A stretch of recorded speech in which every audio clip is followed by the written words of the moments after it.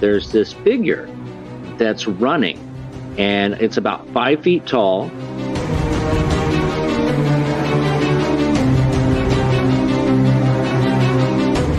Hairs standing up on the back of my neck.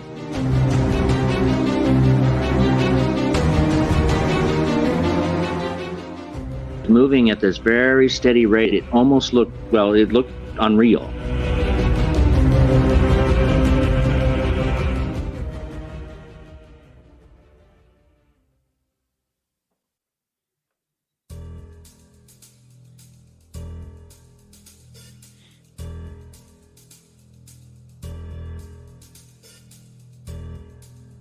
This is the Cryptic Creatures Podcast. I am Brian, and with me, as always, is my co-host Todd. What's going on, buddy? Hey, man. Getting ready for this episode. We have a different kind of episode going on this time. Yeah, kind of a paranormal-ish. I don't know what this creature is or what this guy saw, but it's not a Bigfoot or a dog man or that kind of thing. It's something different. Yeah, it's hard to explain. I don't even know if it's an alien, really, but we'll talk to him and we'll find out, hopefully. Hell yeah. So we're going to bring Shannon on, so let's go ahead and just get it done. What do you say? That's right. Let's do this. All right, here we go. Shannon, welcome to the show, man. Thanks for coming on. Hey, guys. No problem. My pleasure. I've been listening to your podcast and really getting into it. Cool. We appreciate it. Thanks. That's good to hear. Awesome. So your encounter that you're going to talk about tonight happened in Alaska. Is that right? That's correct. That's where I'm from. That's where I was born and raised. Mm-hmm. And how old were you when you first had this encounter? I think, this happened over a course of about 2 years. So I was from the ages of 23 to 25 when this happened. Mm-hmm. So, and it was late 90s going into the turn of the millennium. So around 1998 to 2000. Okay. Well, go ahead and tell us what happened. Walk us into it. What were you doing? Were you out hiking or whatever, and walk us into what happened leading up to it, and then you can talk about the encounter and everything after that. Well, like I said, I'm from Alaska, Fairbanks, Alaska, which if you're looking at the map is smack dab in the center of it, away from the ocean. And it's the second biggest town in Alaska, but that's really not saying a whole lot. And where I lived happened to be on the outskirts of town in the Goldstream Valley, up this hill that had a few houses on it. But once you get over the hill, it's pure wilderness. It's the Alaskan wilds out there. There's bears, everything out there, but no houses. So on our side of the hill, there's a few houses, but it was pretty private. The only other house within viewing distance of us was a blind guy who happened to be a carpenter. So it was really a private area. And I was about 5-acre property. I was living with my folks at the time. I was a theater student, and I was making my living by working with them on this house that they lived in. They were trying to turn it into a bed and breakfast. So it had 2 stories, and the bottom level was unfinished. So I kind of lived down there, and I, earning my rent by working on the house and fixing up that downstairs area. And in the downstairs area, there is like this panoramic view created by all these windows in this large room that was unfinished. So you could actually scan the whole way across, probably about almost 180-degree angle. And later on in these encounters I'll describe is where I normally saw the what I call the white running dude. It was this glowing white figure. The first time I saw it was on this property, and I was alone on the property. I was on top of a ladder. I was trying to get into the attic where we were going to do some insulation work. And so I'm on the outside of the attic on top of this ladder, and I look over in summertime during the day, and there's this large garden area, and there's this figure that's running, and it's about 5 feet tall. I'd say probably about 15 yards away from me. And it was leaving this like white spectral trail behind it. This is softly glowing figure leaving this almost like a comet, this trail behind it. And the movement was like stop action, almost like if you were looking at a strobe light on someone, and you know how when they're dancing around, you see them in one position and then you see them all of a sudden in a second position. Right. That was what was going on. And it was moving at this very steady rate. It almost looked unreal. And it went around the corner of the house where I couldn't see it anymore. And I'm still on top of this ladder having a conversation with myself. Obviously, I'm nuts. should I follow this thing? Should I run around to the bottom and lock myself in the house, or should I just keep working? And I immediately decided, you know what? I'm not going to spend the rest of my life wondering what I would have seen if I got down and off this ladder. And I went around the corner of the house, and there's this shop that's quite a large shop. It's separate from the house. And normally there's this great big steel door, and there was no wind at the time. It was even protected by a fence, so I don't even think a wind could close it. But this door slammed shut really hard. And right after it slams, I hear this noise inside the shop, which sounds like a big metal toolbox and just throwing it around the room, and just really a lot of noise, even from a long way away. And so at this point, I'm saying, okay, this is really happening. I'm seeing this, but I'm thinking, I'm immediately rationalizing. I'm thinking, okay, well, I saw a kid, or it was some animal that's in there or something. I've got to confront this and see what's going on. So I finally go to the shop, and I open the door, and the shop is a mess. It's always a mess. So I couldn't tell if it had been disturbed or not. I know I heard the very loud banging noises. And that was it. And so I didn't tell anyone about this. I thought maybe it was a figment of my imagination. When something like weird happens, I become more of a Scully than a Mulder, and I do what we're trained to do, which is just rationalize it away. Mm-hmm. And so I didn't think much of it afterwards. And a few days later, I'm up in that attic I was talking about, and I'm pulling out fiberglass, and it's really dark up there. It's hot, even though it's Alaska, and it's dark. And I have this shop light that can only reach to the entrance of the attic because of the electrical cord. So I have to periodically have to get up, go back to the shop light, this heavy shop light, and I have to readjust it and then go back to where I'm working, where the new light, allows me to work. And it's a long process. And so I'm way at the back of the attic, and all of a sudden the shop moved. I'm thinking, man, I got to get up and go back and change this light again. I'm getting into the dark area, and the light moves. It kind of threw me off because the shop light was heavy, and the shop light moved against gravity. There's really no way for it to happen on its own. So I thought, oh, well, the handyman, the guy that comes by every once in a while to help us out, Tom, he must have been there. So I had a few questions for him. So I said, well, it was a wasted effort because I'm going to get out and talk to him anyway. So I get out, and there's nobody there. There's no car. There's nothing. And I would have heard someone coming or going. And I really looked around, and there was just nobody on the property at all. And it kind of threw me for a loop for a bit because there's no way to move that shop light. Wind can't do it, and nothing could have shifted. You would have had to physically push on it with a good deal of force to get it to move like that. Mm-hmm. So again, I kind of brushed it off. And a few weeks later, I'm downstairs in this house. We're in my living area, and it's dark out, and I'm organizing something, and all of a sudden there's this feeling that I had the first time I saw it, which was everything kind of went flat, and there were no hairs standing up on the back of my neck. Sometimes I'll run into a spooky place or even a spooky person, and the hairs will go up on the back of my neck. It was like a total calm. And I see this white running figure, and it runs on the other side of the windows, just past where I'm at, just come running along. I can hear it. I could see it. And it was about 5 feet tall. It was proportioned like a very thin adult, but it had no discernible features. I mean, I could see the head, and I could see the arms and everything, but there was this soft glow coming out of it, and it was leaving that spectral trail behind. And there was like featureless. If there was any features, it was masked by the glow coming off of it. But I don't really think there was any features to it. It just seemed like featureless. And it was just running right past me. And I thought, well, I'm nuts. And the weird thing about encounters like that, and I think I've heard your some of your Bigfoot witnesses say something to the same effect. When something weird, like paranormal like that happens, what's almost as surreal is the time afterwards. There's no great movie music. There's no climactic moment. It just kind of comes and goes. And then you have to go on with your life. You have to go to work. You have to go to school, whatever. You have to pay your taxes. Life continues on normal. So it really makes you kind of doubt what happened. Did that really happen? What's my validation here? So I saw that over a period of the next few months a few times.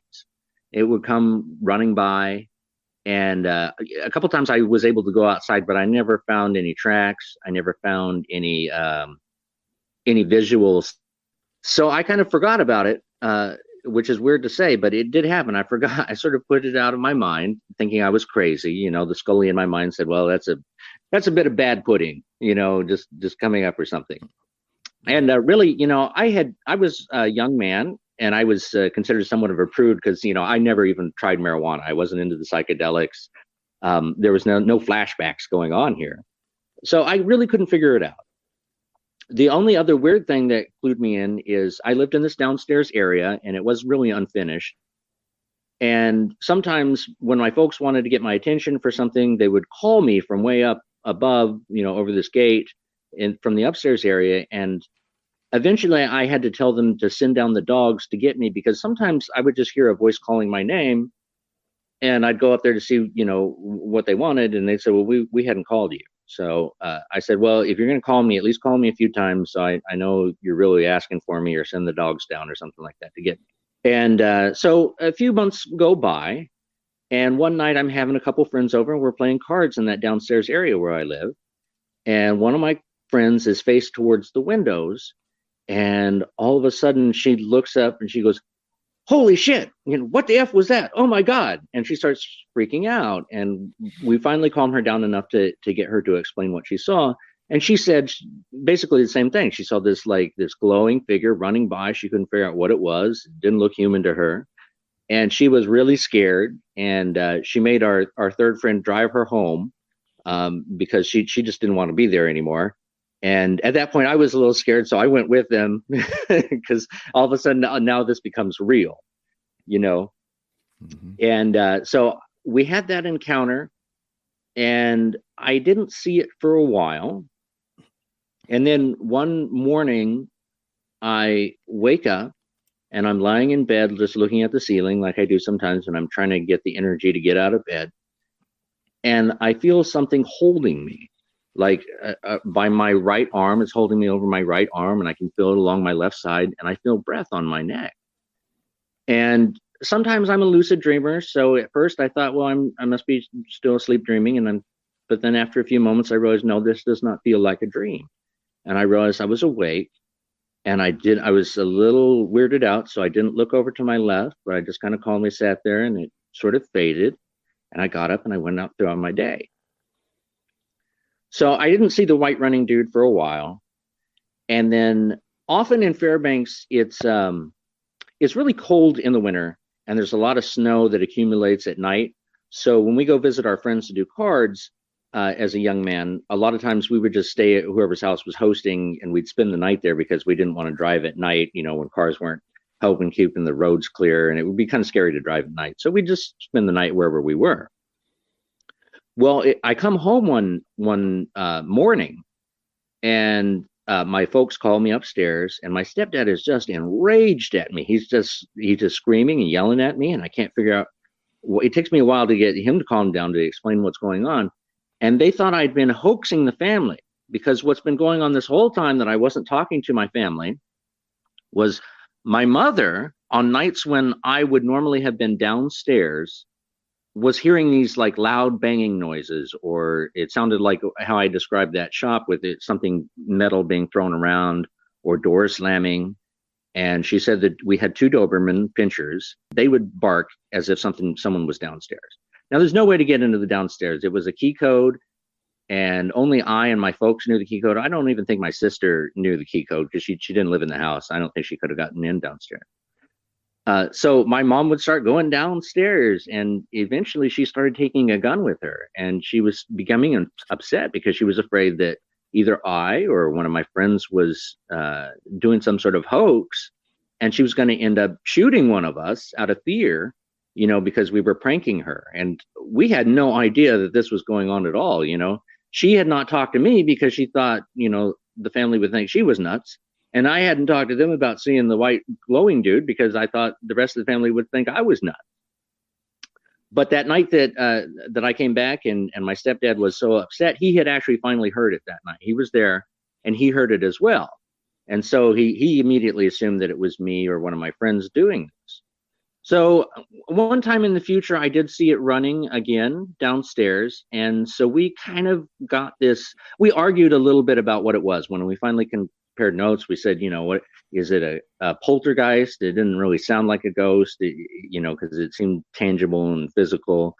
And was it an alien? Was it a fairy? Was it an angel? And we kind of decided it doesn't really matter. These things could all be the same, a matter of perspective. Someone's fairy could be another person's angel, could be another person's alien, just depends on how you look at it. They don't come with name tags, or labels. Right. So we just assumed it was something tied to the property because, it would happen when I wasn't there. There would be noises downstairs. When I was there, I would see something running by sometimes. And so not much happened. And the final encounter was I had moved out and I was living in town. And I was in this weird house. I was sharing it with a friend of mine. And she was a martial arts instructor. She was really, really attractive girl. And I lived in this weird house that we rented where, because of the way it was designed, you had to go through the one bathroom to get into my room. So it was a little awkward sometimes. And in the morning, I heard her getting ready for work. And I thought she was getting ready to leave like she always does and get in her car and go to work. And I'm turning with my back towards the door, towards the main part of the room. But I heard my door open to the room. And my back is facing to all this, but I could feel the floorboards moving. I could hear someone coming up behind me. And I felt her kneeling right behind me. And she's an attractive girl, so I didn't want to rock the boat. And I didn't want to spook her, so I didn't turn around. I didn't say anything. But I felt something grab my feet. And there was this circular motion going on the bottom of my foot. And when this motion happened on the bottom of my foot, all of a sudden this warm energy went from that part of my foot and it slowly went up through my entire body. I mean, I could feel it tangibly moving up along my entire body till it controlled my entire body. And then it went away. And I turned around and there was no one there. And kind of spooked me out, but I felt really refreshed somehow. And I had no problem stopping drinking for over a month. I didn't even have an urge to drink. I just felt really rejuvenated for a whole month. And I don't know how to describe what happened or even, what to think about it, except that I just kind of considered it a parting gift because nothing else happened after that. That was the final encounter. And so I'm still, I've really gotten into the whole cryptid thing. I've looked into all sorts of different stuff, even popular fiction, and I haven't found anything like it. I've even asked the local natives, and they're not really keen on talking about supernatural things because they feel like when you talk about it, it sort of invites it into your life, and they have a little bit of a superstition about even speaking about it. But I did hear a few tidbits about the local Athabascan natives having some sort of legend about a similar being, but that's the best I've ever been able to get as far as that goes. I've just really, I'm surprised that no one's even written about it that I found.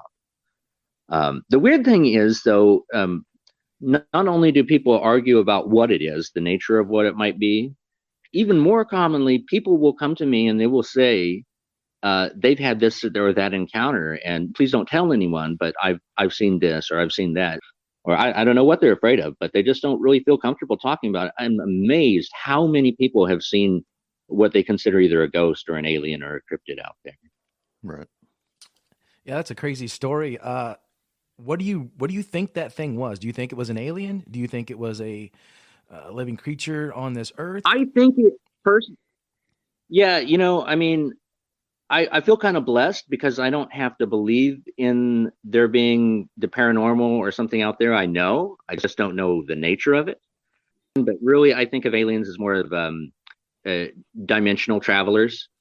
Because if you think about it, I think this idea that we have of aliens traveling to us through space doesn't make sense compared to traveling us dimensionally. I think it's much more logical to think of beings traveling dimensionally than it is like flying through space. I'm sure if they come here, there's some that are capable of entering and exiting our atmosphere with their technology of traveling around. But I really do think of it as a dimensional being of some kind. Whether it's a fairy or an angel or an alien, I have not figured out. Oh, when I looked into things, I mean, I've seen enough evidence out there and enough eyewitness encounters that I certainly believe in at least three things. I believe in some kind of Bigfoots are out there, maybe several kinds. Nephilim, some kind of giants are out there, and I believe in cynocephalus, some dogmen. I believe those things are out there somehow. And I don't know why we haven't, figured out whether it's not common knowledge yet, but it seems to be becoming more and more prevalent, and people are having more and more encounters these days. Yeah, we've talked about that several times on the show. Number one, it's probably government cover-up, first of all. If all that gets out, there's that's going to hurt some industries and some history, really. But change religion maybe too. I don't know. Yeah, for sure. That could change a lot of beliefs.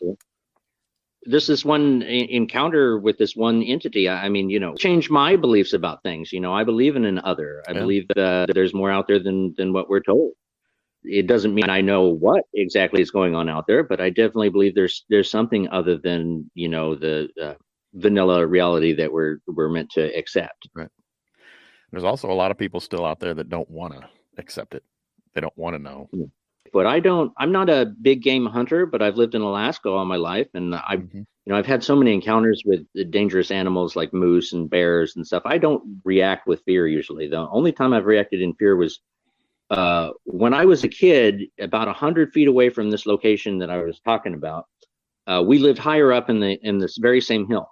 They were renting a house before they owned the one that I was talking about. And as a kid, I'd walk home from the school bus drop off, and it'd be really cold and dark, and it's about a half mile up this hill, and there's a fork in the road right near where the property is. I saw the glowing figure, and it was from an elevated position, but 9 feet in the air, I saw these glowing red eyes, and I mean glowing red eyes.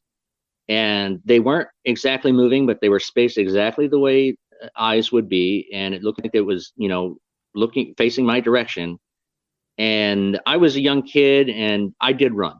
I ran down the hill, and I stayed down the hill, and I was just starting to wonder, what am I going to do? Because it was really cold. It was probably at least 10 below zero, and I can't hang out down there forever, but I didn't go back up there. And lucky for me, my stepfather was coming home early from work, and he picked me up in his truck, and I told him what had happened. And he got his flashlight, and we kind of looked around. We didn't see anything. So we had concluded at the time that it must have been just like some ambient light reflecting off of the eyes of an owl or a moose, because it was so high in the air. But the thing that gives me pause is that was really very close to the property where I would later have these encounters with the glowing dude. So I don't know what to think of that. I know I've heard on your show a lot of times people have seen like glowing red eyes, and the thing that tripped me out is they were talking about it being like 8 or 9 feet in the air. So I thought, well, boy, that I don't know, maybe it was a Bigfoot or something. Well, maybe it was related to what I saw because it was so close, but I just don't know.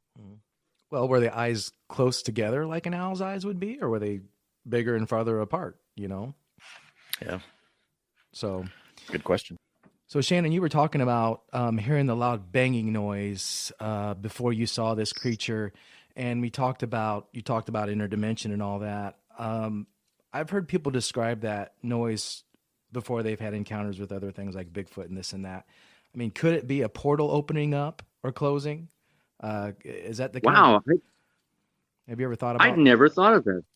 That could be because like I said, when I heard that noise, is exactly the time where I lost visual contact with it. It went into the shop, the door slammed shut. I heard that loud banging noise, and there was nothing in there. And I searched pretty good. I thought because I'd heard such a tangible noise, it must be at least a raccoon or something in there, and my brain had processed it weird, but there was nothing in there. So that's I had never considered that before. Yeah, I've heard people talk about it. Sounds like a car door slamming almost, that kind of noise. Yeah, and that's what my mother had described too.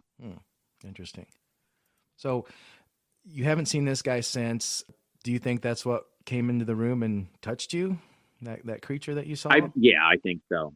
Yeah, I do. I do, because there's an almost indescribable feeling when it was present, and I felt it on every occasion that I encountered it. Again, it's like this flat feeling.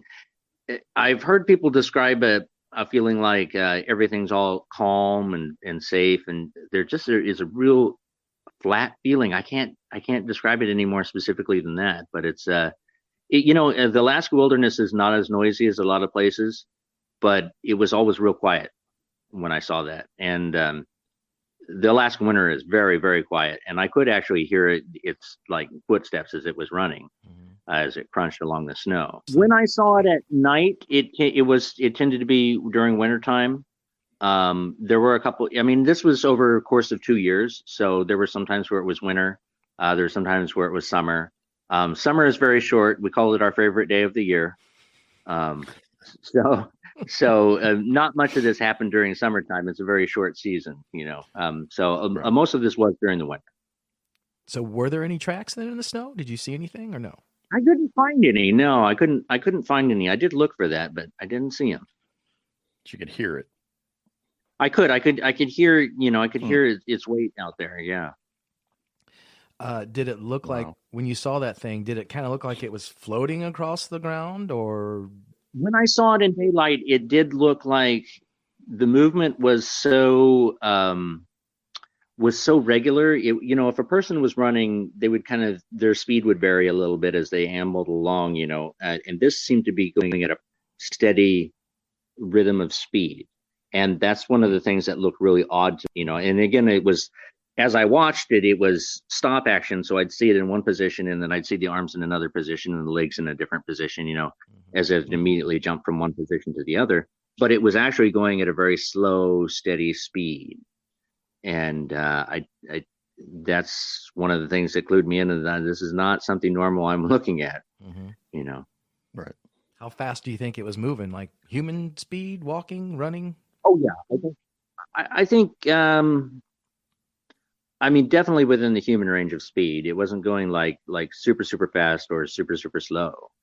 Um, yeah, I don't know. I mean, it looked like something running. It wasn't. You never saw any orbs or. Well, okay, so when I was young, this was actually corroborated by other people. I was late for school one day, and my mother's driving me to school in town. And just as we start to get into town, I remember right exactly the part of the road it is, right next to Mirror Lake there. There was this green light that came over everything, and all the cars stopped on the road. And it wasn't a flash of green light. It was like a green light that came down almost like they use those gel sheets in lighting where there's a very rigid line along the bottom that slowly came down over everything, and everything turned this like sort of luminescent green. And all the cars stopped for a second, and it went on for probably only about 7 seconds.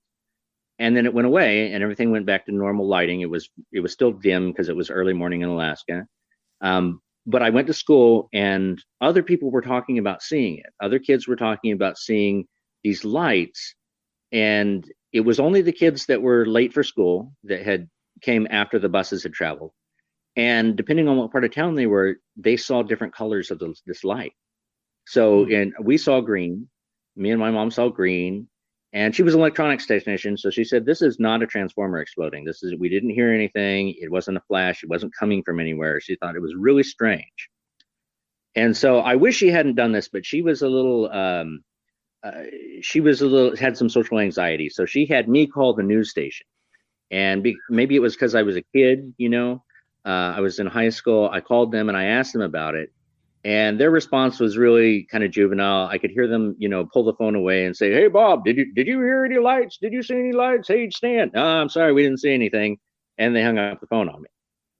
And I often wondered, well, was it because I'm a kid, or, they just didn't want to talk about it? And then later on, one time I was walking to school with my sister in that same neighborhood I was talking about, just that area where we saw the white running dude. And there was same thing happened, only it was a blue light. And I asked my sister B, I was like, "B, did you see that?" And she's like, "Yeah." "What color was it?" It was blue. Everything turned blue. And so at the time that happened, I had been looking down, so I wasn't sure whether it was the same effect where there was like this solid like barrier sheet coming down over us, almost like some sort of weird ray or something. Everything turned blue. And so I mean, that's the only thing else that because it seemed like some sort of weird light energy thing that I've made a connection. And it's something that, other people saw too. So I knew it wasn't just in my head. So I'd never been able to explain those things. Well, there's definitely a lot of stuff going on in Alaska. I mean, the Alaskan Triangle, you've heard of that. Yeah. Yeah. It's becoming a lot more popular. You see shows on TV about it now. More things are happening. The government's admitting to not knowing if aliens are real or not. Fairbanks is right in the middle of that, isn't it? Probably, yeah. It is part of that. It's on part of that triangle. And the other thing to consider is because the population areas are so clustered around small areas, and the rest of it is big, pristine wilderness. It's sort of a playground for mad scientists. So I'm sure that all sorts of military projects go on there, experiments, the HART project and all that sort of thing. I'm sure it's just a playground for them all. Yeah. It's hard to say. Yeah, for sure. You don't know what these things are man-made, or you don't know if they're interdimensional. You don't know if they're living on this earth and we just don't see them. They kind of do their thing. That one sounds more alien related to me, maybe, if I had to guess. Yeah, that's what I was thinking too. Yeah. Did you notice anything else? Was there any kind of smell, odor when you saw this thing, or outside when you? No, there was no smell. Like I said, I've seen it, I've heard it, and I've touched it, or it's touched me at any rate. But I didn't smell or taste it. Be interesting. I don't know. It'd be interesting to find other people out there who've had that same exact encounter as you, who've seen that thing and talked about it. Well, that's part of why I wanted to talk to you guys. So hopefully maybe someone out there, say, hey, that sounds familiar, because I really have not been able to find any other instances out there of people talking about this. Right. Well, you're our first one too, talking about it. Maybe somebody will hear this and get back to us. Yeah, hopefully. That'd be interesting. Yeah. Well, Shannon, we appreciate you coming on and telling your story, man. That's really unique and awesome. Hey, it's been my pleasure. You guys are awesome. Thank you. Well, you take care, man. If you happen to run into that thing again, get a hold of us. Yeah. Oh, will do. Take pictures, absolutely, 100%. Videos, whatever. All right, bud. You take care. All right. Thanks again. Thanks, Shannon. You too. See ya. Bye-bye. I kind of think I'm thinking alien on this thing. What are you thinking? Yeah, I'm a little confused. Alaska is definitely a mysterious place. I'll give you that. Right. You want to talk about the rake a little bit, but I don't think unless it was a baby rake, I don't know. Yeah, because he said it was walking like a person, But it was glowing and it was skinny, right? This is what he said. Right. Yeah. When I hear that, I think of the rake, and we need to do a show about the rake. Speaking of that, but maybe it was a small version, or alien. I don't know. I don't know. Weird Spirit stuff, some kind. I don't know. Yeah, pretty wild, especially with everything that was happening in the house, and yeah, that was a trip. But as you know, my mind's open to anything. I'm sure yours is too at this point. After all the stuff we've heard at this point. After everything we've heard so far, yes. What are these people making this up for? What do they have to gain to be on our show? They have nothing to gain, so there's no reason to gain. They're not getting paid to be on here to tell me this stuff. Nope. So we make our own shit up, right? So, that's it. All right, man. I'll tell you, man. Well, yeah, that was wild. Hopefully, we'll get some people that can shed some light on it, maybe. Right. So yeah, if you guys have had any experiences like that or seen something weird like that little guy that he saw, let us know. Maybe there's some others out there that maybe they say, if I saw a Bigfoot, I'd talk, but I'm not going to tell them about this. I think I'm crazy, right? So there's a lot of stuff going on out there. No, we won't. So once again, guys, if you've had an encounter and you want to be on our show, please get a hold of us and contact us at info@cryptidcreatures.co, or get a hold of us on Facebook, Instagram, Twitter, YouTube. Or you can go on our Facebook page and just click on the link in our bio, and that'll have all of our social contacts and everything on it. Right. We want to share everyone's encounters out there and make the world know that there's stuff going on out there that's not, not normal. People accept things they want to believe their own mind, but there's other stuff going on out there that, for sure, is more than just Bigfoot too, and that's why we're doing this show. So that's right. So we want to bring all this into the public consciousness. We want to let people know what's going on and what's out there. For sure. Brian, thanks again, man. Till next time. Yeah, always fun, man. All right. We'll see you later. See ya.